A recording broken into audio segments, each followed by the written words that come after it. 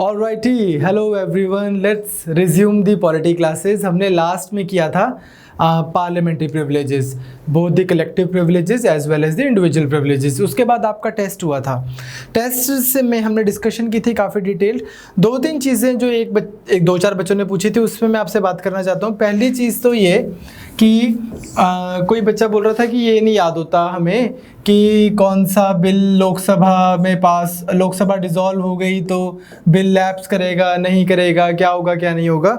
इसमें ना मैं एक बार फिर आपको ये बात बोलना चाहता हूँ कि यार ये टॉपिक ही क्यों है, ये टॉपिक ही क्यों एग्जिस्ट करता है कि बिल का क्या होगा। ये तो लक्ष्मीकांत में ऐसे दिया हुआ है, मैंने आपको ऐसे पढ़ा दिया, आपको बता दिया कि यार आप, क्योंकि मेरे को पता है इवेंचुअली आप वहाँ से पढ़ते हैं कुछ भी ऐसा करते हैं। अदरवाइज आपको आर्टिकल 111 आता है।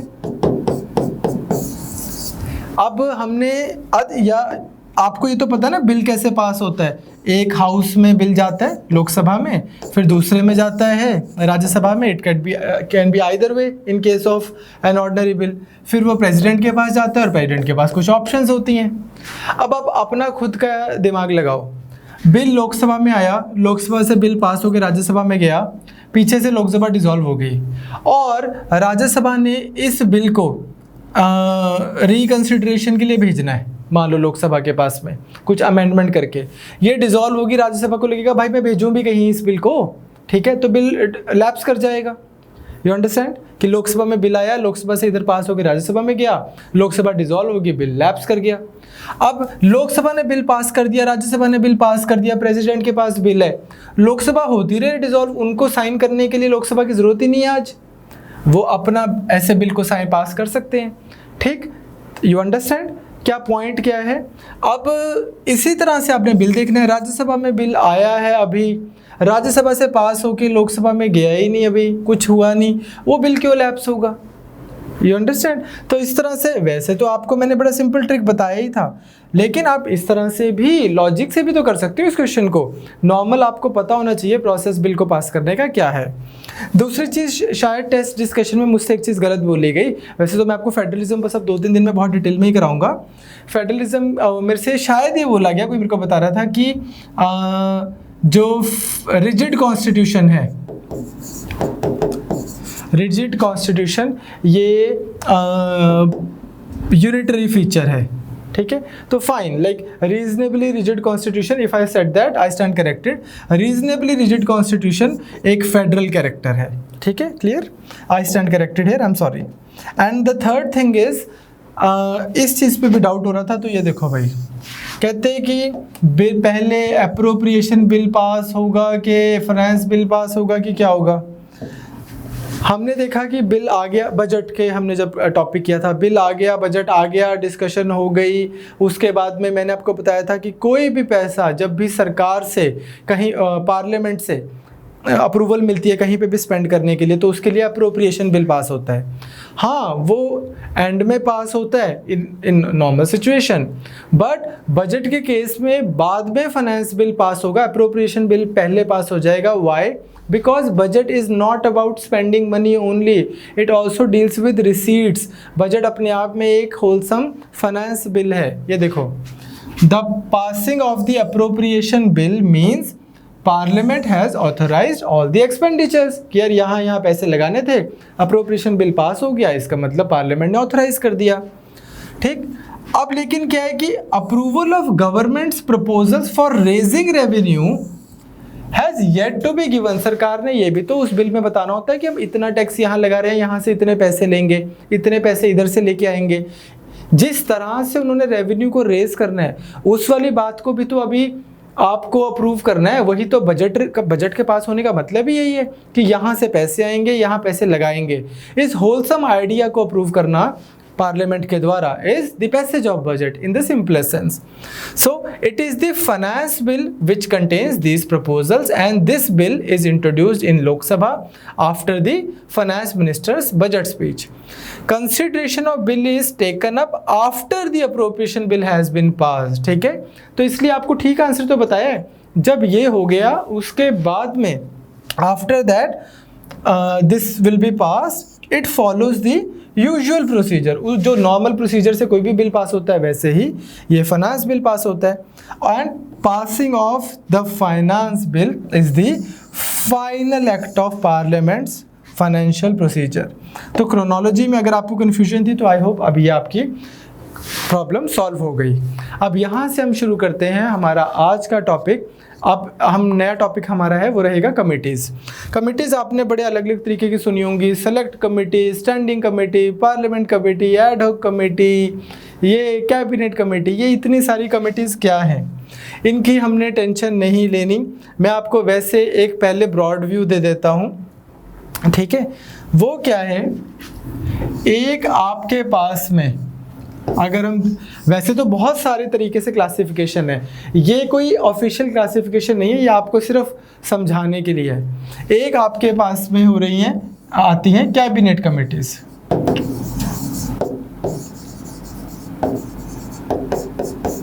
और एक हम देख रहे हैं पार्लियामेंट्री कमिटीज़।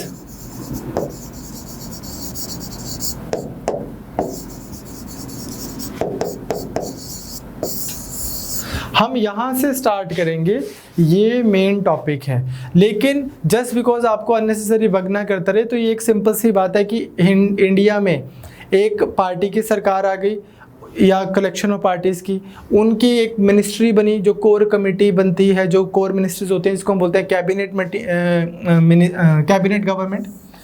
जो कैबिनेट है, जो कैबिनेट मिनिस्ट्रीज हैं, उसमें भी अब मान लो सरकार ने कोई काम करना है, जैसे कोरोना की प्रॉब्लम आई हुई है, या सरकार ने आधार से रिलेटेड इशू हुआ था एक बार कि सबके आधार बनाए जाएं, या नेशनल डिज़ास्टर मैनेजमेंट से रिलेटेड, या इस तरह के कोई भी इशू हो सकता है पार्लियामेंट्री अफेयर से रिलेटेड। उसमें हमने क्या किया, 3 से 5 या 7 कितने भी, ऐसे कोई थंब रूल नहीं है, कैबिनेट मिनिस्टर्स को बिठा लिया और उनको स्टाफ दे दिया और उनको बोला कि यार इस पर्टिकुलर इशू में, लेट्स से आधार इशू पे, ये कमेटी अच्छे से डिटेल में अध्ययन करेगी, डिटेल में स्टडी करेगी, और फिर ये बस कैबिनेट के पास में बात रख देगी और कैबिनेट उसको अप्रूव कर देगी। इन 3 से 5 बंदों ने काम कर दिया, पूरी कैबिनेट मीटिंग बिठाने की ज़रूरत नहीं है हर बार जब हमने इस पर बात करनी है। ये 3 से 5 बंदों को ये डेडिकेटेड टास्क दे दिया। अब जो नॉर्मल मिनिस्टर हैं, जो कैबिनेट नहीं है, अदरवाइज आपकी काउंसिल का पार्ट है, उनको भी इसमें बिठा सकते हैं, नहीं भी बिठा सकते, इनकी मर्जी। तो कैबिनेट कमेटी इज़ सरकार की अपनी खुद की कमेटी, सरकार के काम करने के लिए, सरकार को बेटर रन करने के लिए एफिशिएंटली, ताकि हर कमेटी में हर इशू पे सारी कैबिनेट को इकट्ठे ना बैठना पड़े, कैबिनेट सिर्फ डिसीजन ले ले। और 3 लोगों को हमने ड्यूटी लगा दी, भाई ये 3 काम तुम देख लो, ये 3 काम तुम देख लो, ये 3 काम तुम देख लो। इस तरह से 3-3, 5-5 लोगों की हमने कमेटीज़ बना दी, पूरा स्टाफ दे दिया। इसी का एक आगे फर्दर जाके एक सिंपल सा वर्जन आता है, जिसको हम बोलते हैं ग्रुप ऑफ मिनिस्टर्स, ठीक है, इस तरह की चीज़ें। तो ये जो चीज़ है ना, ये सब रूल्स में आती हैं, कॉन्स्टिट्यूशन में कुछ नहीं दिया हुआ। कमिटीज़ का इनफैक्ट सारा सिस्टम ही आपके रूल्स में आता है, प्रोसीजर्स में आता है। तो बस आपको ये समझना है कि ये सरकार के लिए ही है, सरकार के खुद की सहायता के लिए। इसका पर्पज़ आपको समझ आ गया होगा। और ऑब्वियसली कैबिनेट के सबसे सिर पे कौन बैठा है, प्राइम मिनिस्टर। तो कैबिनेट कमिटीज़ बनती हैं तो उसमें प्राइम मिनिस्टर जो है वो उसके हेड रहते हैं। कोई भी कमेटी, अगर कोई भी बॉडी वहाँ पे प्राइम मिनिस्टर है तो प्राइम मिनिस्टर ही हेड बनेंगे। तो ये तो आई होप आपको थोड़ा सा समझ आया होगा। नाउ अब आता है हमारा मेन सिस्टम, वो है हमारा पार्लियामेंट्री कमिटीज़। पार्लियामेंट्री कमिटीज़ को समझने के लिए मैं आपको हल्का सा एक बैकग्राउंड देना चाहता हूँ। वो ये है कि वैसे आपको भरत सर हिस्ट्री में कराएंगे, या हमारी ऑलरेडी चैनल पे पीछे वीडियोस पड़ी हैं, हम आपको वो देंगे। हमारी कंट्री में जब ब्रिटिश का रूल था तो हमारे यहाँ पे गवर्नर जनरल थे। गवर्नर जनरल के साथ में 4-5 लोगों को और बिठा दिया और उनको बोल दिया गवर्नर जनरल की एग्जीक्यूटिव काउंसिल। इसका मतलब अभी क्या होता है, पूरे इंडिया में चुनाव कराते हैं और फिर उस चुनाव से एक बॉडी जीतती है और फिर आपके वहाँ से आते हैं प्राइम मिनिस्टर और प्राइम मिनिस्टर के खास बंदे जो कैबिनेट हो गई। लूजली स्पीकिंग गवर्नर जनरल और उसकी एग्जीक्यूटिव काउंसिल भी कैबिनेट ही एक तरह की, जो मर्जी करे, जैसे मर्जी अपने रूल्स पास करे। वो इंडिया में क्या हो रहा है कि प्राइम मिनिस्टर कहीं ना कहीं ब्रिटेन के पार्लियामेंट से नॉमिनेट होकर आ गया कि ले बेटा ये काम अब तुम इंडिया को चलाओ। सारी पावर रहती है उसके पास में, और चेक्स का सिस्टम, उसके ऊपर चेक एंड बैलेंस जैसी कोई चीज़ नहीं है। इसी चीज़ को जिसको बोलते हैं ना कि बहुत एम्ब्रियो वाले लेवल पे, बहुत लाइक ऐसे अर्ली लेवल पे थोड़ा सा इंट्रोड्यूस किया गया चेक्स एंड बैलेंस को गवर्नमेंट ऑफ इंडिया एक्ट 1919 में। वहाँ से एक सिस्टम निकल के आया जो लेजिस्लेटिव बॉडीज़ है ना इंडिया में, द सो कॉल्ड लेजिस्लेचर, वो आई है हमारे पास हिस्ट्री में यहाँ से। तो हुआ क्या, एक बार छोटा सा आप देख लो, ये आपके काम आ भी सकता है नहीं भी आ सकता, लेकिन 2 मिनट लगेंगे। ये बोलता क्या है कि फर्स्ट, हिस्ट्री में आपको भरत से डिटेल में कराएंगे, ठीक। ये बोलता है कि फर्स्ट लेजिस्लेटिव असेंबली जो इंडिया में आई है वो तकरीबन 1921 में आई है। इससे पहले लेजिस्लेटिव काउंसिल्स एग्जिस्ट करती थी, पर वो क्या थी, गवर्नर जनरल की ही एग्जीक्यूटिव काउंसिल थी। जिन्होंने बिल्कुल हिस्ट्री नहीं पढ़ी हुई उनको कोई टेंशन नहीं लेने की जरूरत, कि क्या बोल रहे हैं। लेकिन जो प्रॉपर असेंबलीज आई हैं, प्रॉपर शेप में जो असेंबलीज आई हैं, जिसको हम लोकसभा बोलते हैं आज या राज्यसभा बोलते हैं, असेंबली ये हो गई, काउंसिल मिनिस्टर्स हो गए। तो ये जो आई हैं ये बोलते हैं कि इनको स्टेटस मिला रूल्स ऑफ प्रोसीजर में, इलेबोरेट रूल्स ऑफ प्रोसीजर के साथ 1921 में। इसीलिए आपने बहुत बार देखा होगा कोई कोई कमेटी इंडिया में हम बोलते हैं कि ये सबसे ओल्डेस्ट है, 1921 की है। वो क्यों? क्योंकि जब हाउस बने, लोकसभा राज्यसभा बने, तभी हमारे पास कमिटीज़ आ गई। इनका पर्पस क्या है, यूज़ क्या है, उस पर भी मैं 2 मिनट में आ रहा हूँ। नेक्स्ट आता है अब ये चीज़ एक छोटा सा, कि मेन सोर्स जो है किसी भी जो इंडिया में रूल्स बने, पार्लियामेंट एक रूल्स के हिसाब से चल रहा है। जैसे हमने देखा था ना कि कैसे डिसाइड होता है किस इशू के ऊपर डिस्कशन होनी है, कैसे डिसाइड होगा कि प्राइवेट मेंबर के बिल पर डिस्कशन करेंगे सरकार के, 0R क्या है, जितनी भी हमने बातें की थी, क्वेश्चन आर, तो उसमें मैं आपको बोल रहा था कि यार ये चीज़ इंडिया की इन्वेंशन है, ये चीज़ पुरानी चली आ रही है। तो पुरानी चली आ रही है मतलब इधर से ये जो है ना रूल्स बने हुए थे, rules of practice and procedure, कि किस बेस पे हमारी लोकसभा और राज्यसभा काम करेगी। इसका मेन सोर्स था गवर्नमेंट ऑफ इंडिया एक्ट 1919।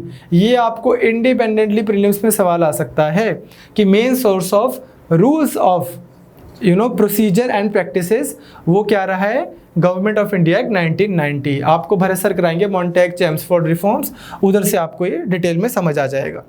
चलो अब इसके ऊपर क्या है कि इंडिया ने फिर क्या किया, यही जो था ना manual of business and procedure, इसी को अडॉप्ट कर लिया कॉन्स्टिट्यूशन के बनने के बाद, कि अब ये तो हमने संविधान तो अपने हिसाब से देसी बना लिया, अब इस लोकसभा राज्यसभा को कैसे चलाना है। जैसे इस लोकसभा राज्यसभा को चलाने के कुछ नियम प्रणाली गोरे बना के गए थे British, manual of business and procedure, उसी नियम प्रणाली को थोड़ा बहुत इंडिया के हिसाब से चेंज करके अडॉप्ट कर लेते हैं, उसको विद स्लाइट मॉडिफिकेशन उनको हमने बाद में अडॉप्ट कर लिया और उसी हिसाब से हमारा पार्लियामेंट चलता है। फॉर एग्जांपल जैसे आपने देखा था कि सबसे पहले क्वेश्चन आर फिर 0R वो इंडिया ने अपने हिसाब से अडॉप्ट कर दिया। या फिर हम देखेंगे आगे फ्राइडे का टाइम जो है शाम का वो डिसाइड किया हुआ है किसी प्राइवेट मेंबर बिल के लिए। कल को किसी कांग्रेस के बंदे ने बिल लेके आना है या फिर समाजवादी पार्टी के बंदे ने बिल लेके आना है, उसको भी अधिकार है, लोगों ने उसको भेजा लॉ बनाने के लिए, तो वो अपनी बातें कब रख सकता है, फ्राइडे को शाम को। इस तरह से हमने सारी की सारी चीज़ों के लिए कुछ ना कुछ प्रोसीजर, कुछ रूल्स बनाए हुए हैं। वो कहाँ से आ रहे हैं, manual of business and procedure, जिसका एक्चुअल सोर्स है government of India act of 1919। चलो let's start with the committees of parliament now. ये बड़ा सिंपल टॉपिक है, इसमें सवाल आया आपको पिछली बार, जोड़ी भैणा कमेटी किन्नू कहते हैं, ट्विन सिस्टर्स कमिटीज किसको बोलते हैं। बड़ा ही सिंपल टॉपिक है और इस पे बड़े सिंपल क्वेश्चंस आते हैं। ओके अब ये देखो छोटी सी चीज़, ये है रेड कलर के हमारे सारे पार्लियामेंटेरियंस, ठीक, 545 पार्लियामेंटेरियंस हैं। इस पार्लियामेंटेरियंस में से ये ब्लू लाइन के इधर वाले जो हैं वो हो गए मेजॉरिटी में, वो हो गई सरकार, और ये वाले हो गए ऑपोजिशन। अब इस सारी चीज़ को हम क्या बोल रहे हैं, मान लो अज्यूमिंगली कि सिर्फ सिंगल हाउस ही है लोकसभा, इस सारे को हम क्या बोल रहे हैं, हमारा लेजिस्लेचर। लेकिन इंडिया में एक चीज़ क्या है कि ये जो हैं ये तीन, अब मेजॉरिटी पार्टी के इन तीन लोगों को बना लिया उन्होंने, चुन लिया कि जी ये हमारे मोदी जी हैं, ये हमारे अमित शाह जी हैं और ये हमारे राजनाथ सिंह जी हैं, ये हमारी सरकार हो गई। तो ये जो तीन हैं ये हो गए हमारे काउंसिल ऑफ मिनिस्टर, कैबिनेट हो गई। ये वाले कौन है ब्लू लाइन के इधर, ये वो लोग हैं जो है तो बीजेपी के पर मिनिस्टर नहीं बने, अभी बड़े होके बनेंगे। इधर वाले जो हैं ये हो गए ऑपोजिशन वाले बंदे, सिंपल। तो हमारी कंट्री में ये जो मिनिस्टर्स हैं, जैसे हमने पहले भी बात की थी, ये है एग्जीक्यूटिव और ये है लेजिस्लेचर। एक थर्ड बॉडी एग्जिस्ट करती है, जुडिशरी। अब एग्जीक्यूटिव और लेजिस्लेचर की सेपरेशन नहीं है हमारी कंट्री में, एग्जीक्यूटिव और हमारे लेजिस्लेचर से ही आ रहे हैं। ऐसा नहीं है कि एक तो आपने पार्लियामेंटेरियन चुन लिए, एक आपने अपना प्रेसिडेंट चुन लिया, प्रेसिडेंट ने अपने मिनिस्टर चुन लिए, और ये लेजिस्लेचर अब आपके प्रेसिडेंट के ऊपर एक चेक्स एंड बैलेंस का सिस्टम बना के रखती है। ये नहीं एग्जिस्ट करता। तो फिर लेजिस्लेचर ने अगर इन मिनिस्टर्स के ऊपर चेक एंड बैलेंस का कोई सिस्टम बना के रखना है, इनकी कोई आंसरेबिलिटी है कि नहीं, कि जस्ट बिकॉज एक बार सरकार बन गई तो बात खत्म। इस चीज़ को इंश्योर करने के लिए हमारे पास एक आइडिया आता है कमिटीज़ ऑफ द पार्लियामेंट, कि हम कुछ कमिटीज़ बनाएं। क्या आइडिया क्या है, बिल्कुल मोटा मोटा, कि यार एक काम करते हैं, लेट्स टेक 3 लोग ले लेते हैं ऑपोजिशन वाले, 4 लोग ले लेते हैं रूलिंग पार्टी वाले, और इन 7 लोगों की एक बॉडी बना देते हैं जिसको बोल देते हैं कमेटी। और इस कमेटी को एक पावर दे देते हैं कि लेट्स टेक हाइपोथेटिकली स्पीकिंग, ये कमेटी है किसी भी एक डिपार्टमेंट की, किसी भी एक मिनिस्ट्री की, मिनिस्ट्री ऑफ एग्रीकल्चर की। तो मिनिस्ट्री ऑफ एग्रीकल्चर से रिलेटेड जो बिल आएंगे, मिनिस्ट्री ऑफ एग्रीकल्चर जो स्पेंडिंग करेगी एंड देन एवरीथिंग, उसके लिए इनके पास में राइट है कि मिनिस्टर को बुलाएंगे कि साहब आप इधर आओ और हमें एक्सप्लेन करो कि आप क्या बिल लेके आ रहे हो या आप किस तरह से काम कर रहे हो। सो ये 7 लोगों के थ्रू ये लेजिस्लेचर इन एग्जीक्यूटिव्स की आंसरेबिलिटी इंश्योर करता है इन थ्योरी क्यों है वो भी मैं आऊँगा। क्लियर? तो आपको आइडिया समझ आया कि कमिटीज एग्जिस्ट क्यों करती हैं, ताकि लेजिस्लेचर एग्जीक्यूटिव की कुछ तो आंसरेबिलिटी हो लेजिस्लेचर में। अभी क्या होता है, अगर कमिटीज ना हो तो क्या होगा, सिंपल सी चीज़, आपका पार्लियामेंट नॉर्मली चल रहा होगा, आपका हाउस बैठा होगा, सेशन बैठा होगा, और फिर कुछ लोग शोर मचाएंगे कि एग्रीकल्चर मिनिस्ट्री अच्छे से काम नहीं कर रही है, देखो अभी अभी रिपोर्ट आई है, इन्होंने तो करप्शन की है। वहाँ पे हो हल्ला होगा और देन दैट्स इट। उसकी कुछ ना स्ट्रीमलाइंड डिस्कशन नहीं होगी, कोई प्रॉपर सिस्टमेटिक स्क्रूटनी नहीं होगी। इट इज़ मोर लाइक तू मैं वाली चीज़ हो जाएगी। कमिटीज एंश्योर एक स्ट्रीमलाइंड स्क्रूटनी, एक जिसको बोलते हैं ना technical, proper technical clause by clause, कोई अगर बिल आ रहा है उसकी स्क्रूटनी, या कोई रिपोर्ट आई है किसी मिनिस्ट्री के खिलाफ या पक्ष में उसकी स्क्रूटनी। तो इस तरह से इन थ्योरी ये आइडिया है कमेटी का, बिल्कुल बेसिक्स आइडिया जो अगर हम देखें पार्लियामेंट्री कमेटी का। तो now you see parliamentary committee कैसी कमेटी होगी नेचर वाइज, जो सरकार के ऊपर एक नज़र रख रही है, जो मतलब मैक्सिमम जो हमारी ऐसी रहेंगी जो किसी ना किसी चीज़ के ऊपर नज़र रख रही हैं पार्लियामेंट के थ्रू, क्योंकि पार्लियामेंट लोगों ने इसलिए चुना है। बट जो कैबिनेट कमिटीज़ थी वो किसी के ऊपर ऐसा नज़र नहीं रख रही, वो तो कैबिनेट के काम को फैसिलिटेट कर रही है, प्रधानमंत्री जी की सेवा कर रही है कि उनका काम इजी हो जाए, कैबिनेट का काम इजी हो जाए। ये क्या कर रही है, नज़र रख रही है, स्क्रूटनाइज कर रही है। सो आई होप आपको एक बेसिक्स आइडिया समझ आया होगा। नाउ अब हम वापस आते हैं एक चीज़ के ऊपर कि अदरवाइज पार्लियामेंट का गवर्नमेंट के ऊपर कंट्रोल क्या है, तो 2 तरीके से वो कंट्रोल कर सकते हैं, स्पेशली अगर हम फाइनेंशियल कंट्रोल की बात करें। पहली तो सिंपल सी चीज़, गवर्नमेंट कोई बिल लेके आती है, मान लो उन्होंने बजट लेके आए कि हम इतने पैसे यहाँ स्पेंड करेंगे, इतने यहाँ स्पेंड करेंगे। पार्लियामेंट को अगर लगता है कि हम इस सरकार को सपोर्ट नहीं करते तो पार्लियामेंट इस बिल को गिरा दे। इन अदर वर्ड्स आपके सारे पार्लियामेंटेरियन इसके अगेंस्ट वोट कर दे, नो कॉन्फिडेंस मोशन आ जाएगा, सरकार ही गिर जाए। ये तो है खर्चा होने से पहले, बिल वगैरह आने से पहले। एक दूसरा है पोस्ट बजटरी सुपरविजन, वो आती है कमिटीज़ के थ्रू। सरकार ने पैसे स्पेंड कर दिए, उसके बाद में आपने मिनिस्टर को बुला लिया, मिनिस्टर से पूछा कि साहब आप इधर आओ, एविएशन मिनिस्ट्री वाले साहब को बुला लिया, और ये आज मान लो 22 लोग बैठे हैं जिसमें ऑपोजिशन के बंदे भी हैं और रूलिंग पार्टी के बंदे भी हैं, और ये लोग नॉर्मल एमपीज़ हैं, ये मिनिस्टर भी नहीं हैं, और इनको बुला लिया और इनको पूछा कि हाँ जी साहब आप हमें आके आज ये बताओ कि एविएशन मिनिस्ट्री ने ये पैसे स्पेंड किए हैं, ये रिपोर्ट आई है सीएजी की, ये कैसे स्पेंड किए हैं, तो आपने बहुत ज़्यादा करप्शन कर दिए। ये जो चीज़ है, इस तरह से हम पोस्ट बजटरी सुपरविजन करते हैं। नाउ वन वे मे वंडर कि अब तो पैसे खर्च हो चुके हैं, अब क्या हो जाएगा? तो बिल्कुल ठीक बात है, सिर्फ अब क्या होगा, अगले चुनावों के लिए आपको पता लग जाएगा कि एक सरकार के जो एविएशन मिनिस्टर जी हैं ये सही नहीं है, बहुत पैसा इन्होंने गलत हमारे लोगों का, टैक्स पेयर्स का मनी वेस्ट किया है, अगली बार आप दूसरी सरकार चुनोगे। That is the only positive way to look at it. Otherwise ये है तो पोस्टमार्टम ही है। तो आई होप आपको बेसिक्स आइडिया समझ आया। अब हम देखते हैं सिंपली कि है क्या ये पार्लियामेंट्री कमिटीज़ है क्या। इसके 3-4 फीचर्स हैं किस कमेटी को हम पार्लियामेंट्री कमेटी बोल रहे हैं। पहली तो ये, इसको इलेक्ट या अपॉइंट किया होगा किसने? हाउस ने, मतलब लोकसभा और राज्यसभा एज द केस में भी, या फिर नॉमिनेट किया होगा स्पीकर ने। इलेक्टेड बाय द हाउस और अपॉइंटेड बाय द स्पीकर। 25 बंदे हैं कमेटी में, किसी में भी वो या हाउस में वोटिंग कराई गई है या फिर स्पीकर ने अपॉइंट किया है या फिर दोनों चीजें हुई हैं। दूसरा, प्रिजाइडिंग ऑफिसर लोकसभा में कौन है? स्पीकर। प्रिजाइडिंग ऑफिसर राज्यसभा में है चेयरमैन।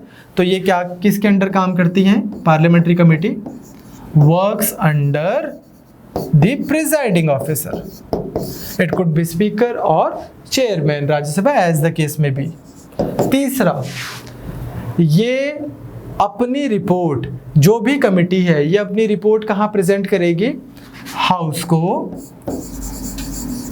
और प्रिजाइडिंग ऑफिसर को। प्रिजाइडिंग ऑफिसर ने भी अपने घर ले जाके क्या करना है? रिपोर्ट को प्रिजाइडिंग ऑफिसर ने भी हाउस में ही रखनी है, तो बेसिकली ये उस हाउस में अपनी रिपोर्ट भी रखती है। और चौथा, लोकसभा और राज्यसभा में दोनों में जो कमिटीज़ हैं उनको उनकी रिस्पेक्टिव सेक्रेटेरिएट्स मिले होते हैं, एक प्रॉपर स्टाफ मिला हुआ है। लाइक आई सेड ना कि मान लो 4 एमपीज़ हैं कांग्रेस के, 2 हैं समाजवादी पार्टी के, 3 हैं तेलुगु देशम पार्टी के, और 5-6 हैं बीजेपी के, 6-7, और इस तरह से एक 20 मेंबर्स की कमेटी बनी हुई है। और कोई बिल आ रहा है, let's say citizenship amendment act ही आना था, ये वाला बिल आना था, पार्लियामेंट में पूरी तू मैं हो रही है, ये क्या कर दिया, वो क्या कर दिया। लेकिन फिर जब यही बिल बाद में कमेटी के पास गया तो उसने आराम से बैठ के इस पर डिस्कस करना है। उन 25 एमपीज़ ने अच्छे से बैठ के एक क्लॉज को डिस्कस करना है। बहुत सारे बड़े बड़े ऑफिसर्स होंगे जो उनको, जिनकी जॉब लगी होगी पार्लियामेंट में, वो उनको समझा रहे होंगे, वो उनकी सर्विसेज भी लेंगे एंड देन एवरीथिंग।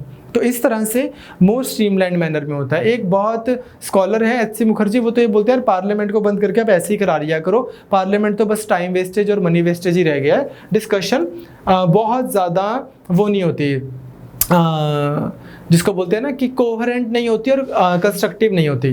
पर हम पेपर में इस तरह के व्यूज़ नहीं लिख के आएंगे, हम ट्राई करेंगे कि हम ना स्ट्रक्चर को चेंज करने वाले व्यूज़ ना लिख के आएँ, हम थोड़े से स्ट्रक्चर को बेटर करने के, अनेबल करने के व्यूज़ लिख के आएँ कि जैसे पार्लियामेंट में डिस्कशन और डेलिब्रेशन अच्छी होनी चाहिए। आप ये लिख दो बजाय इसके कि पार्लियामेंट को बंद करो, ठीक। तो खैर इन एनी केस लोकसभा और राज्यसभा में उसकी सेक्रेटेरिएट्स होंगी। तो कुछ ऐसे से फीचर्स होते हैं जिससे आपकी बनती है पार्लियामेंट्री कमेटी। अब पार्लियामेंट्री कमिटीज को भी आप 2 पार्ट्स में डिवाइड कर देते हो। एक है आपकी परमानेंट कमिटीज और दूसरी है आपकी ad hoc committees. Ad hoc as the name suggest, कौन सी कमेटी होगी? जो किसी पर्पस के लिए बनाई गई है, वो पर्पस मीट हो गया तो ये कमेटी चली गई, जब तक ये पर्पस चल रहा है तब तक ये कमेटी एग्जिस्ट करती है। On the other hand permanent committee एक वो कमेटी है जो परमानेंटली एग्जिस्ट करती है, हाँ, साल बाद चुनाव करा के मेंबर्स चेंज होते रहेंगे, कमेटी नहीं ऐसे आप करोगे कि ये डिसॉल्व कर दी, कमेटी एग्जिस्ट नहीं करती, ठीक। आप ये नहीं बोलोगे वो तो बंद हो गया, ऐसा नहीं, कमिटी इज देयर, बस मेंबर्स चेंज होते रहेंगे। तो देखें जल्दी से इनको। तो अगर हम इन कमिटीज को देखें ना, usually people tend to ignore ad hoc committees all together, इसको बिल्कुल ही छोड़ देते हैं ऐसे ही। मेरे हिसाब से इसको 2 मिनट हम लगा लेते हैं। Ad hoc committees like I said वो कमिटीज जिनको किसी पर्पस के लिए बनाया और जब पर्पस खत्म हो गया तो आपने डिच कर दिया इसको। तो इसका सबसे बड़ा एग्जांपल है हमारे पास में सेलेक्ट कमिटीज़। ये आपको ना वैसे भी पता होना चाहिए कि बिल कैसे पास हो रहा है सेलेक्ट कमिटीज़ के थ्रू। तो इसको हम देखते हैं एक बारी।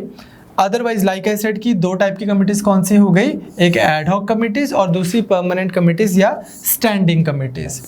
एड हॉक कमेटी हमेशा याद रखना स्पेसिफिक पर्पस के लिए है, और जब इसने अपनी रिपोर्ट सबमिट कर दी इट सीजेस टू एग्जिस्ट। ये छोटी छोटी चीज़ें प्रीलिम्स के लिए काम की हैं। इसका एग्जांपल मैंने लाइक आई सेड आपको बोला सेलेक्ट कमेटी और जॉइंट कमिटीज़ ऑन बिल्स। इसका भी क्या मतलब है कि दोनों हाउसेस की बैठ के अगर कमेटी बनी हुई है तो वो जॉइंट सेलेक्ट कमेटी हो गई। इसका एक एग्जांपल जस्ट सो आपको याद रहे, मैंने लिखा है कि मैंने देखा है कि one of such committees functioning at present is railways convention committee.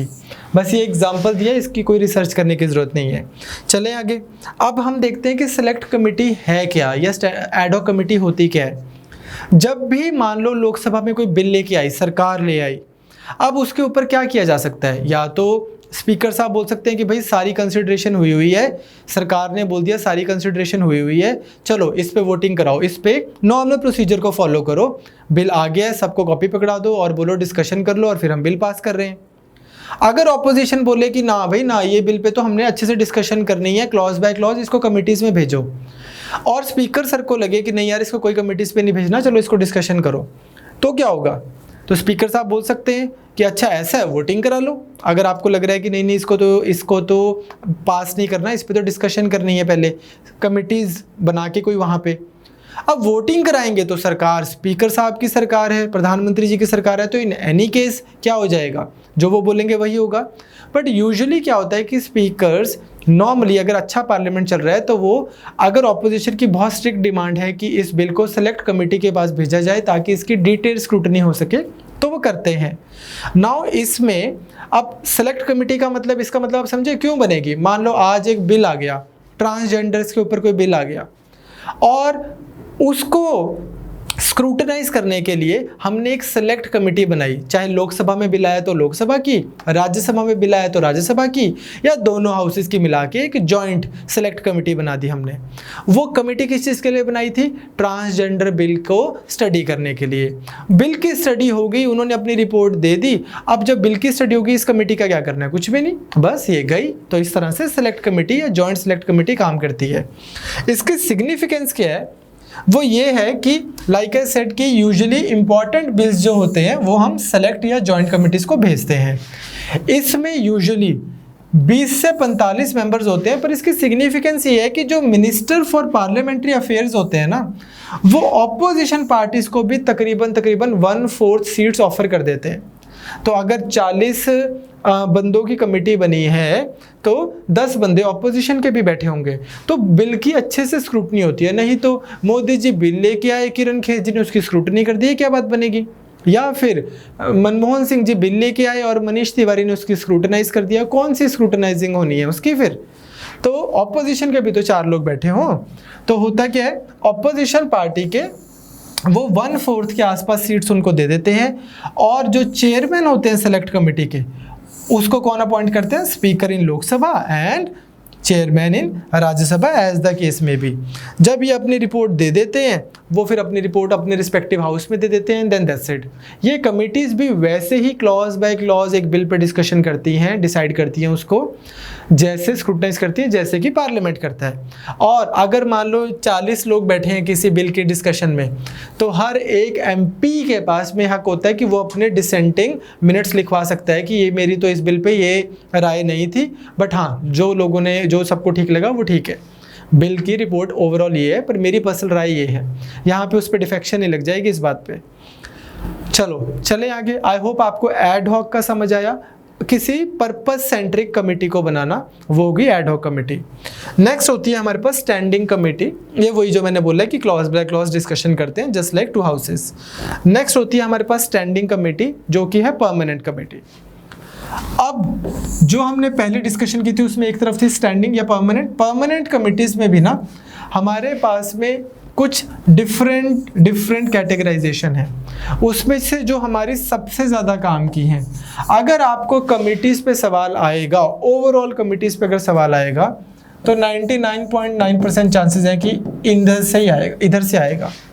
ये कौन सी हैं? जिनको हम बोलते हैं फाइनेंशियल कमिटीज। अब ऐसे तो लोकसभा और राज्यसभा में इस बात की भी कमेटी बनी हुई है कि कोई बंदा 60 दिन से ज़्यादा छुट्टी मार रहा है वो ठीक है कि गलत है, इसकी भी कमेटी ऑन अटेंडेंस भी है। इस चीज़ की भी कमेटी बनी हुई है कि पार्लियामेंट्री प्रिविलेजेस की वायलेशन तो नहीं हो रही। लाइब्रेरी की भी कमेटी बनी हुई है, उनके जो प्रिविलेजेस हैं पार्लियामेंटेरियंस की उसकी भी कमेटी बनी हुई है। There is committee on pretty much everything and discipline से लेके प्रोसीजर से लेके कुछ बिजनेस एडवाइजरी कमिटीज़ इंपॉर्टेंट है जो हम करेंगे, बट मेन जो है आपके पास वो है फाइनेंशियल कमिटीज़। अब इसमें भी हमारे पास आती हैं 3 main categorisation. What are those? सबसे पहले है पीएसी, दूसरी है एस्टीमेट्स कमेटी और तीसरी है committee on public undertaking COPU।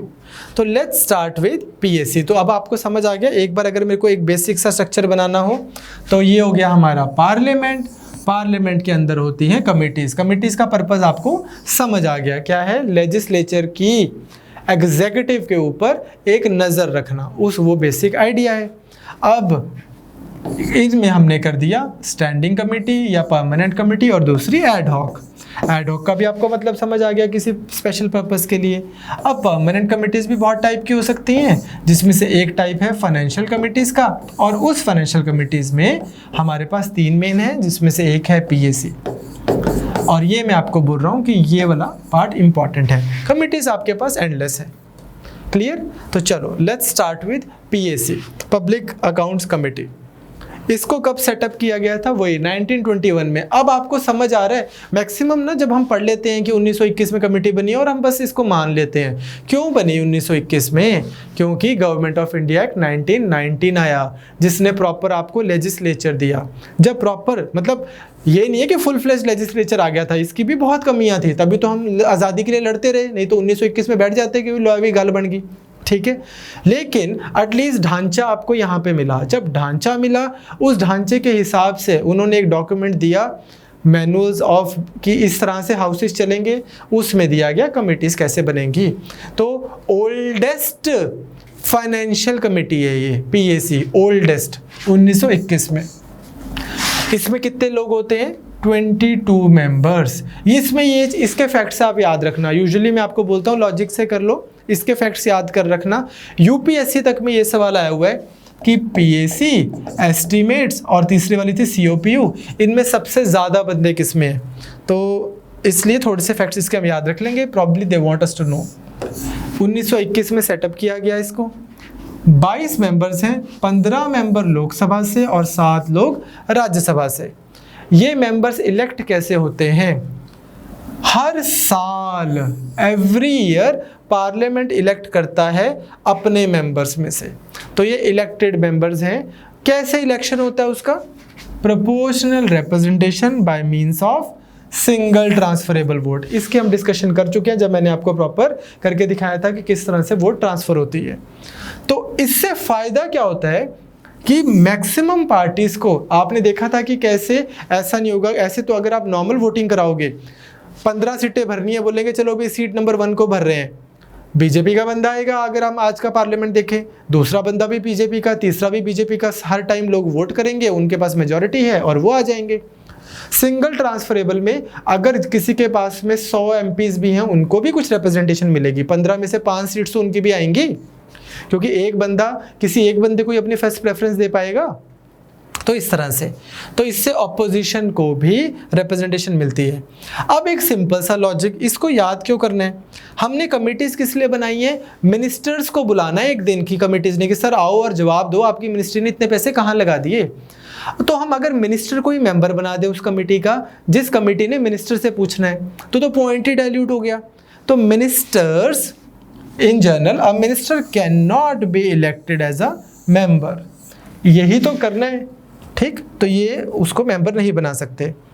Chairman is appointed by speaker from among its members. Maximum committees में अगर स्पीकर खुद चेयरमैन नहीं है तो वही अपॉइंट करेगा कमिटी को, कमिटी के चेयरमैन को। तो क्योंकि लॉजिक लगाओ ना, प्राइम मिनिस्टर तो कभी कमिटी का मेंबर बनेगा नहीं, अगेन वो मिनिस्टर है। कोई भी मिनिस्टर जब नहीं बन रहा तो अगर स्पीकर चेयरमैन नहीं है किसी भी कमेटी का तो स्पीकर ही अपॉइंट कर देगा। स्पीकर किसको अपॉइंट करेगा? लेकिन वो अगर कोई रूल या कन्वेंशन नहीं है तो जिसको प्रधानमंत्री बोलेंगे उसी को अपॉइंट करेगा। Chairman is appointed by speaker from among its members. Convention क्या है? एक बहुत अच्छी प्रथा क्या चल रही है 1967 से, यहाँ पे लिखा नहीं हुआ, 1967 से प्रथा चल रही है कि ऑपोजिशन के मेंबर को चेयरमैन बना देते हैं, ताकि एक ये चीज़ लगे कि ऑपोजिशन का मेंबर बोल रहा है सरकार के मिनिस्टर को कि भी मैं पूछता हूँ इनसे क्या कर रहे हैं ये। जैसे इनके टाइम पे मनमोहन सिंह जी के टाइम पे एक बार मुरली मनोहर जोशी जी थे, अभी भी कांग्रेस के बहुत सारे बंदों को ऐसे चेयरमैन बनाया जा सकता है। करती क्या है पीएसी? इसका काम है annual audit reports of CAG. अब हम इसके बाद सीएजी करेंगे एक ऑफिस, तो वो सरकार के सारे खर्चों का लेखा जोखा है। चित्रगुप्त जी हैं हमारे, चित्रगुप्त जी ऐसा है ना, एक माइथोलॉजी में हम ऐसा बोलते हैं, हिंदू माइथोलॉजी में, कि उनके पास एक बंदा बैठा है यमराज के पास जो सबके अच्छे कर्म और बुरे कर्मों का लेखा जोखा रख रहा है। तो या खैर चलो, तो उस तरह से हमारे संविधान के चित्रगुप्त जी हैं सीएजी, जो क्या कर रहे हैं, पार्लियामेंट में अपनी रिपोर्ट देते हैं। प्रेसिडेंट साहब के थ्रू पार्लियामेंट में उनकी रिपोर्ट रखी जाती है, जो कंपेयर करती है एक्चुअल एक्सपेंडिचर और जो एक्सपेंडिचर सैंक्शन किया गया था, कितने पैसे उनको मिले थे मिनिस्ट्री को। लेट्स से कोल मिनिस्ट्री हुआ था ना, वो बड़ा इशू, सीएजी की रिपोर्ट आ गई थी कोल मिनिस्ट्री को लेके मनमोहन सिंह जी के टाइम पे, जब कोल घोटाला शोर मचा था। सिमिलरली स्पेक्ट्रम टेलीकम्युनिकेशन मिनिस्ट्री, इन्होंने कितने पैसे लिए, कितने पैसे इन्होंने बोला था हम खर्चेंगे, पर कितने एक्चुअल में खर्चे, उनके पूरी रिपोर्ट जो है सीएजी की वो आ गई, पार्लियामेंट में रख दी गई। अब इस रिपोर्ट को पीएसी उठा के ले जाएगी कि ल्या भी काका थे, ये हम पढ़ूंगा, और फिर वो जो 22 मेंबर्स हैं वो अच्छे से ऑपोजिशन के एक बंदे की अध्यक्षता में उस रिपोर्ट को पढ़ के पार्लियामेंट में फिर सरकार को घेरेंगे कि ये तुसी पैसे किवें लाते थे। ठीक है, सो आई होप यू अंडरस्टैंड। इसमें यूजुअली नॉर्मली पीएसी जो है किस चीज़ में डील नहीं करती, पॉलिसी मैटर्स में। फाइनेंशियल मैटर्स में, फाइनेंशियल वो है ना ये कमेटी, ठीक है, तो ये पॉलिसी मैटर्स में ऐसा डिस्कस नहीं करती कि सरकार ने लिबरलाइजेशन क्यों कर दी, या फिर अब सरकार आत्मनिर्भर भारत की तरफ क्यों जा रही है, इंपोर्ट एक्सपोर्ट को बढ़ावा क्यों नहीं देना चाह रही, या इस तरह की चीज़ों पे डिस्कस नहीं करेंगे। बट ये करेंगे कि इतने पैसे इस सरकार ने इस मिनिस्ट्री को दिए थे, इन्होंने ठीक से स्पेंड नहीं किए। So that is our PAC. हमारी नेक्स्ट जो आती है वो कमेटी, वो आती है एस्टीमेट्स कमेटी। अब जो एस्टीमेट्स कमेटी है इसकी खासियत क्या है कि ये बजट को डिस्कस करती है, और क्योंकि बजट की पावर लोकसभा के पास है इसलिए इसके सारे मेंबर्स भी लोकसभा से आते हैं। इसको याद करने की कोई ज़रूरत ही नहीं है, इस फैक्ट को लॉजिक लगाओ। तो इसको देखें अगर हम सबसे पहले, तो इसकी टोटल मेंबरशिप कितनी है, 30। ठीक है, अनलाइक द प्रीवियस वन इसकी 30 टोटल मेंबरशिप है, सारे के सारे लोकसभा से आएंगे। Members elected by Lok Sabha annually from its members, और वो कैसे इलेक्ट हो रहे हैं, proportional representation by single transferable vote. Rajya Sabha को जब बजट की कोई पावर ही नहीं है तो वहाँ से थोड़ी मेंबर्स को बिठा लेंगे। अब मिनिस्टर इसका भी मेंबर नहीं बन सकता, वो लॉजिक भी वही रहेगा। चेयरमैन कौन होएगा, स्पीकर जिसको अपॉइंट करेंगे, और यहाँ पे रूलिंग पार्टी का स्पीकर वो होगा, चेयरमैन होगा। इन सब चीज़ों के ना लॉजिक बन रहा है, वो क्या है, वो ये है कि इसका काम देखो ये करेगी क्या। मान लो हमने बजट डिस्कस किया था जब, तो मैंने आपको एक चीज़ बताई थी कि at the end of the day वो है क्या, वो डॉक्यूमेंट है क्या। 100 मिनिस्ट्रीज है हमारी कंट्रीज में, इस तरह से 1 to 100 मिनिस्ट्रीज मान लो। इन 100 मिनिस्ट्रीज ने अपनी रिक्वायरमेंट लिख के इन अ वे डिस्कस करके बोल दिया कि यार मेरे को 100 करोड़ रुपए चाहिए, मुझे 200 करोड़ चाहिए, मुझे 300 करोड़ चाहिए, मुझे 400 करोड़ चाहिए। और इन्होंने ही ये भी लिखा हुआ है कि यहाँ से मुझे इतने आएंगे, यहाँ से मुझे इतने आएंगे। कहीं ना कहीं कलेक्शन ऑफ दीज डिमांड्स, जब ये इसी को तो फाइनेंस मिनिस्टर रखते हैं पार्लियामेंट में, और फिर पार्लियामेंट से पूछते हैं कि भाई ये मैं ऐसे ऐसे करके इन सबको देना चाहता हूँ, पार्लियामेंट में वो बजट पास हो जाता है। इसका मतलब ये डिमांड जो है ये पार्लियामेंट ने एक्सेप्ट कर लिया, अब ये बन गई ग्रांट। किसके पास है सारी पावर? लोकसभा के पास। कहने को पार्लियामेंट है तो लोकसभा है ना, I beg your pardon, Lok Sabha में ही रखते हैं। तो इस सेंस में अगर आप देखो सारी पावर ही लोकसभा के पास में है, तो एस्टिमेट कमेटीज में भी ऐसा होगा, मेंबर्स भी लोकसभा से। और अब जिस कमेटी को आपने इसलिए बिठाया है कि आप चेक करोगे कि यार एक सेकेंड, ये मिनिस्ट्री ऑफ एविएशन जो है ये कितने पैसे मांग रही है, इनको कितने देने चाहिए, ज़्यादा मांग रही है कि कम मांग रही है, इनका खर्चा कम हो रहा है कि ठीक हो रहा है, रिसीट्स ठीक है, एक्सपेंडिचर ठीक है, एंड ऑल दीज थिंग्स। उस चीज़ को चेक करना ऑपोजिशन वाले को थोड़ी चेयरमैन बनवा के चेक करवा लेंगे। फिर सरकार किस लिए बनाई है इन्होंने? ये किस लिए है कि इसमें रूलिंग पार्टी ही बैठती है, वही चेक करती है। मेंबर्स रहेंगे कुछ ऑपोजिशन के, बिकॉज प्रोपोर्शनल रिप्रेजेंटेशन है, बट ओवरऑल। तो इस वजह से इसको हम बोल रहे हैं बजट रिलेटेड। आपको वर्ड दिखेगा ना अगर बजट रिलेटेड कमेटी, तो वो है एस्टिमेट्स कमेटी। इसमें भी आप एक चीज़ देखो, पीएसी में भी एक चीज़ देखो, सरकार ने पैसे खर्च कर दिए, सीएजी ने उसको देख लिया, सीएजी ने रिपोर्ट दे दी, उसके ऊपर डिस्कशन होगी। यहाँ पे भी क्या होता है, किसी एक मिनिस्ट्री ने पैसे मांगे, वो उससे रिलेटेड एस्टिमेट कमेटी चेक कर रही है उसको, और इन द मीनवेल बजट पास हो गया, मिनिस्ट्री को पैसे मिल गए। बाद में एस्टिमेट कमेटी ने बोला कि यार इस मिनिस्ट्री का ना हाल ठीक नहीं है, लेकिन तब तक सब हो चुका है। इन अदर वर्ड्स ये कमिटीज़ क्या कर रही हैं? बस पोस्टमार्टम ही तो कर रही हैं। अदरवाइज ऐसा थोड़ी है कि पहले ये रोक पा रही है कि नहीं एक सेकंड, हमने कमेटी ने असेस कर लिया और ये गलत है। सिर्फ पोस्टमार्टम पावर है इनके पास में। और उसमें भी आप देखो एस्टिमेट कमिटीज़ है, कितनी सारी मिनिस्ट्रीज़ हैं, किसी एक मिनिस्ट्री का नंबर ही कितनी कितनी देर बाद आता है, तो बहुत स्लो एंड टार्डी प्रोसेस भी है, ओवरलोडेड भी है एस्टिमेट्स कमेटी काफ़ी। तो फंक्शन क्या है इसका? To examine the estimates included in budget and suggest economies in public expenditure. किस तरह से मिनिस्ट्री को ही खर्चा करे। The committee continues the examination of estimates throughout the financial year, अपना काम करते रहते हैं। Demand for grant are voted despite the committee making no report. Committee की रिपोर्ट आई नहीं आई, मिनिस्ट्री ने पैसे मांगे हैं, फाइनेंस मिनिस्टर को ठीक लगे हैं, बजट पास हो गया, कमेटी जो मर्जी करती रहे। ठीक है, तो आपको समझ आया एस्टिमेट्स कमेटी। नेक्स्ट हमारे पास फाइनेंशियल कमेटी आती है, committee on public undertakings. Public undertakings क्या होती हैं? इतनी सारी जो अंडरटेकिंग्स है, चंडीगढ़ ट्रांसपोर्ट अंडरटेकिंग, ऐसे वाली। ठीक, सरकारी जो बॉडीज़ हैं, सरकार की जो काइंड ऑफ कंपनीज हैं, उनको हम बोल देंगे पब्लिक अंडरटेकिंग्स। उनसे रिलेटेड पार्लियामेंट का क्या सुपरविजन है वो देखती है कमेटी ऑन पब्लिक अंडरटेकिंग। इसके भी 22 मेंबर्स होते हैं, 15 लोकसभा से और 7 राज्यसभा से।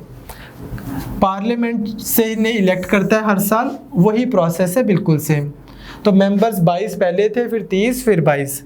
मिनिस्टर किसी कमेटी का मेंबर नहीं होगा, और चेयरमैन को कौन अपॉइंट करेगा? Speaker from among its members who are drawn from Lok Sabha only. तो पहली वाली का कौन था चेयरमैन? पीएसी का ऑपोजिशन का मेंबर, एस्टिमेट्स का रूलिंग पार्टी का लोकसभा का मेंबर, और इसका भी रूलिंग पार्टी का ही होएगा लोकसभा का मेंबर। इसका फंक्शन क्या है? वैसे तो ना इसका फंक्शन बड़ा सिंपल सा लिखा हुआ है एक लक्ष्मीकांत में कि अगेन सीएजी की रिपोर्ट जो आती है पब्लिक अंडरटेकिंग्स को लेके, वो पार्लियामेंट में रखी जाती है और उस रिपोर्ट को स्क्रूटनाइज करती है कमेटी ऑन पब्लिक अंडरटेकिंग, जो कि ट्रू फैक्ट है। लेकिन इसके थोड़े से ज़्यादा फंक्शंस हैं, 2-4, जिसको हम पढ़ लेते हैं अगर बाई चांस कभी सवाल आ जाए। ये लक्ष्मीकांत में नहीं है, थोड़े से 2-4। पहला क्या है कि जो उनकी खुद की भी तो ऑडिट रिपोर्ट्स आती होगी। अगर मान लो LIC है कोई, हाइपोथेटिकली पब्लिक अंडरटेकिंग है कोई, ये खुद भी तो अपने कुछ ऑडिट अकाउंट्स बनाती होगी, वो वाले जो रिपोर्ट्स होते हैं इसके अकाउंट्स के, वो भी ये कमिटी स्टडी करती है, at least in theory, committee on public undertaking. और इसी की रिपोर्ट जो है जो CAG बनाती है उसको भी स्टडी करती है, तो ये भी है और वो भी है। तीसरा, इनकी ऑटोनॉमी और एफिशिएंसी पब्लिक अंडरटेकिंग्स की, कितने की ये आत्मनिर्भर हैं, कितने के एफिशिएंट है, इस चीज़ की भी स्टडी करती है committee on public undertaking, and whether ये अच्छे से प्रूडेंट कमर्शियल प्रैक्टिसेस को फॉलो कर रहे हैं कि नहीं कर रहे, जो राइट तरीका है बिजनेस करने का उस तरीके से सरकार बिजनेस कर रही है कि नहीं कर रही, उसको भी स्टडी करते हैं। और अगर कोई PAC या एस्टिमेट कमेटी कोई और फंक्शन दे दे तो उसको भी ये कोई भी और, sorry I beg your pardon, PAC या एस्टिमेट कमिटीज के पास कोई पावर है वही पावर COPO को भी दे देते हैं with respect to public undertakings. ठीक, बस ये डे टू डे मैटर्स में नहीं डिस्कस करते कि यार उस दिन की छुट्टी कर दी इन्होंने, उस दिन तो छुट्टी बनती नहीं थी, ऐसे डे टू डे मैटर्स को नहीं डिस्कस करेगी। सो आई होप आपको फाइनेंस कमिटीज तीनों समझ आ गई हैं। ठीक है, तो स्टैंडिंग कमिटीज में कौन सी हो गई हमारी, PAC, estimates and COPO। 99% chances है कि सवाल इधर से ही आएगा। इसके बाद में हमारे पास आती हैं departmental standing committees. Departmental standing committees की काफ़ी मेरिट है। इससे क्या होता है, पार्लियामेंट थोड़ा एफिशिएंट बनता है। यूजुअली क्या होता है कि जब भी कोई बिल पार्लियामेंट में आएगा, इमेजिन पहले तो उसको सारे डिस्कस कर रहे हैं, फिर उसके बाद चेक कर रहे हैं इंपॉर्टेंट क्या है, इसमें से इंपॉर्टेंट क्या नहीं है, एक जेनेरिक सी डिस्कशन चली जा रही है। लेकिन इस चीज़ का हल निकालने के लिए 1993 में एक बहुत सही चीज़ आई जिसको हम बोलते हैं डिपार्टमेंटल स्टैंडिंग कमिटीज़। इसको मैं हल्का सा आपको कहीं और से पढ़ाना चाहता हूँ। 2-4 चीज़ें आप देखो। बेसिकली क्या हुआ था, हमारे पहले बाद में प्रेसिडेंट भी बन गए थे, वाइस प्रेसिडेंट KR नारायणन, उनके टाइम पे 1993 में एक डिसीजन लिया गया। एक एक्चुअली कमेटी एग्जिस्ट करती थी जिसका नाम था committee rules committee of the parliament. उसने बोला कि यार हाँ हम एक ना ये स्टैंडिंग कमिटीज़ बनाते हैं, और वहाँ से हमारे पास 17 जॉइंट स्टैंडिंग कमिटीज़ बनी, जैसे कि committee on commerce, committee on home affairs, committee on petroleum, committee on electronics, agriculture. इस तरह से सबसे पहले हमारे पास बनी 17 जॉइंट डिपार्टमेंटल कमिटीज़। ये करती क्या है, इनका पर्पस क्या है, उसको हम अभी डिटेल में देखते हैं। इसको बनाने के बाद में शुरू में जो 17 कमिटीज़ थी, ये कैसे बनती थी, टोटल 45 मेंबर्स होते थे इनमें, मतलब हर एक कमेटी में 45 लोग। जैसे committee on finance, committee on energy, broadcasting, इस तरह हर डिपार्टमेंट की एक कमेटी बन गई। ये इसमें टोटल 45 लोग थे, जिसमें से 30 लोकसभा से आते थे और 15 राज्यसभा से, 45 लोग। बाद में इस कमेटी को चेंज करके इसके नंबर भी बढ़ा दिए गए और मेंबरशिप भी कम कर दी गई। तो क्या होता है साहब, इसमें बेसिक जो कमेटी के रूल्स हैं वो सारे इस पे अप्लाई होते हैं। जैसे कि minister can not B A member, eligible नहीं है। कमेटी का टिपिकल टर्म है वो 1 साल है। चेयरपर्सन जो है उसको कौन नॉमिनेट करेगा, स्पीकर। सारे पार्टीज के लीडर से डिस्कस करके उनको स्पीकर नॉमिनेट कर देंगे। अब आते हैं इसका मेन फंक्शन, ये डिपार्टमेंटल स्टैंडिंग कमेटी है क्या, इसको बनाया क्यों जाता है। पहला, हर एक डिपार्टमेंट हर एक मिनिस्ट्री, हर एक डिपार्टमेंट जो पैसे मांगता है, जो उसकी डिमांड होती है, उसको स्क्रूटनाइज करने के लिए। अब आप बोलोगे सर ये तो एस्टिमेट कमेटीज़ भी कर रही थी। एस्टिमेट कमेटी, एक कमेटी पूरे साल में 4 नहीं 5 मिनिस्ट्रीज़ का कर लेगी ऐसा। डिपार्टमेंटल स्टैंडिंग कमेटी वो क्या कर रही है, पूरे के पूरे डिपार्टमेंट की, हर डिपार्टमेंट की एक डेडिकेटेड कमेटी हो गई। सो यू अंडरस्टैंड, ये ज़्यादा एफिशिएंट तरीका है किसी मिनिस्ट्री की वर्किंग, वो कितने पैसे मांग रही है, कितने पैसे स्पेंड कर रही है, क्या बिल लेके आ रही है, उस बिल की क्या मेरिट हैं, डिमेरिट्स हैं, उस सब चीज़ों को अच्छे से पार्लियामेंट मिनिस्ट्री के ऊपर कंट्रोल बना सके, उसका ये एक अच्छा जरिया है। तो this is more intense, more efficient than having just one estimates committee. So ये क्या करते हैं, examine and discuss in detail the budget proposal relating to the relevant ministries. और फिर जो भी बिल आते हैं अदरवाइज किसी भी मिनिस्ट्री के, उनको भी अच्छे से स्क्रूटनाइज करती हैं। अब आप बोलोगे कि सर ये तो सेलेक्ट कमेटी भी आपने बताई थी एड हॉक, एक कमेटी बना लो बिल को स्टडी कर लेगी। बिल्कुल सही। जो हाईली टेक्निकल बिल्स होते हैं, किसी भी कमेटी का कोई ऐसा बिल आ गया यार इस पे तो भाई डिटेल में डिस्कस करनी पड़ेगी, बंदों को बिठाओ अच्छे से स्टडी करो, उसके लिए यही होगा, सेलेक्ट कमेटी ही बनेगी। जो मैंने आपको शुरू में बताया था, सेलेक्ट कमेटी या जॉइंट सेलेक्ट कमेटी, दोनों हाउसेस की। बट यूजुअल जो नॉर्मल बिल्स आ रहे हैं उनकी भी कोई तो उनका वाली वारिस होना चाहिए उनको स्टडी करने का, तो वो डिपेंडिंग ऑन कौन सी मिनिस्ट्री का बिल आ रहा है उसकी सब्सिक्वेंट उसकी रिस्पेक्टिव डिपार्टमेंटल स्टैंडिंग कमेटी उसको स्टडी करेगी। These committees normally meet during the recess of the parliament. अब इससे क्या फ़ायदा होता है, 2 महीने पार्लियामेंट बैठा, फिर 2 महीने पार्लियामेंट बैठना है, 6 महीने का मान लो गैप है, ये स्टैंडिंग कमिटीज़ जो डिपार्टमेंटल स्टैंडिंग कमिटीज़ हैं ये उस समय रेगुलरली मिलती हैं और अच्छे से बिल्स का अध्ययन करती हैं। इससे अपने को क्या फ़ायदा होगा, जिस दिन 6 महीने बाद पार्लियामेंट बैठेगा उसका टाइम उसकी एनर्जी बचेगी, उसको पहले दिन ही बिल्स के क्या इंपॉर्टेंट पॉइंट है, कौन सी चीज़ें ऑब्जेक्शनेबल है, कौन सी चीज़ें प्रेजवर्दी हैं, ये सब आपको पहले पता होगा। तो एक फुलर एग्जामिनेशन किसी भी बिल का हो जाता है जब उसके डिपार्टमेंट से रिलेटेड आपने एक प्रॉपर स्टैंडिंग कमेटी बना दी। अगेन जब भी आप ये कमिटीज़ पढ़ रहे हो पार्लियामेंट्री, तो आपने वो चीज़ नहीं भूलनी कि द एंटायर आइडिया इज कि पार्लियामेंट का मिनिस्ट्रीज के ऊपर कोई चेक एंड बैलेंस हो, कोई नज़र रखी गई हो।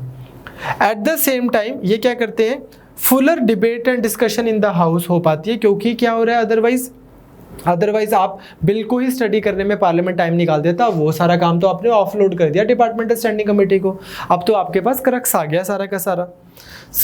इसी चीज़ में एक चीज़ जो मैंने फिर बताया था आपको क्या की गई, जुलाई 2004 में इसका नंबर बढ़ा दिया गया 17 से 24, 17 to 24।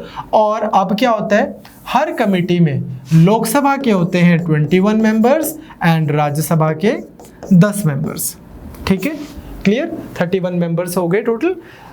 24 जो कमिटीज़ हैं टोटल, इसमें से 16 कमिटीज लोकसभा की हैं और 8 राज्यसभा की हैं। अगेन ज़्यादा पावर यहाँ पे भी लोकसभा के पास ही है, तो 16:8 या 2:1 का सिस्टम है। 16 ये याद करनी पड़ेंगी चीज़ें, आ जाए पेपर में। तो अब अगेन ये क्या कर रही हैं, वही डिपार्टमेंट्स को क्या उन्होंने ग्रांट मांगी है, उसकी क्या मेरिट है, उस सब को स्टडी करती है।